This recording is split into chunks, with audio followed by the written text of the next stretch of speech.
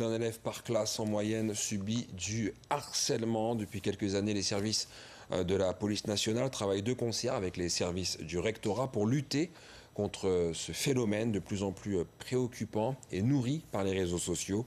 Inès de Pamplonne et Franck Fernandez ont suivi un atelier de sensibilisation au collège Paul Capel. Regardez. Alors pour vous, c'est quoi le harcèlement ? Mettre des mots sur un phénomène de masse aux conséquences destructrices. Ça va provoquer quoi, ça, ces violences ? La colère. Une perte de confiance en soi. Ne plus s'aimer. Dans cette séance de prévention, on apprend à définir cette notion, aux frontières souvent floues.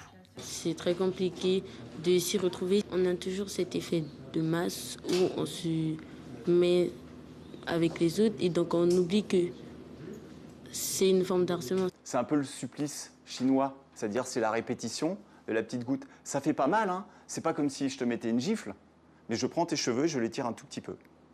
Et tous les jours. Caractériser le harcèlement pour mieux lutter contre. Ce policier réalise une 50aine d'interventions par an. On leur explique que non, on ne peut pas le banaliser, que ça met dans des situations dramatiques certains élèves et aussi des familles entières. Il y a une vraie libération de la parole. Ils aiment bien en parler. Et puis la plupart du temps, c'est que c'est des choses qu'ils nous ont vécues à titre personnel, sur leurs origines ethniques, sur leur taille, sur leur aspect physique, sur plein de choses. La démarche s'inscrit dans un dispositif plus large, le programme phare, déployé sur tout le territoire depuis 2 ans.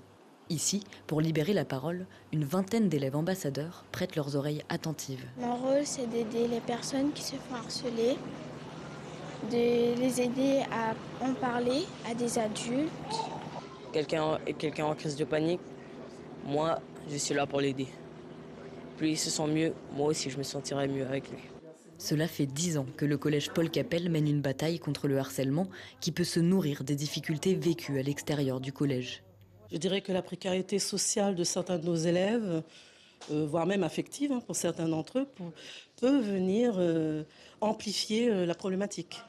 Mais c'est vraiment au cas par cas. Et cela, c'est avec les professionnels en place dans l'établissement qu'on peut dissocier les situations. Direction, infirmière, assistante sociale ou encore psychologue, c'est toute une chaîne mise en place pour sauver. En France, 1 à 2 élèves mettent fin à leur jour tous les mois à cause du harcèlement.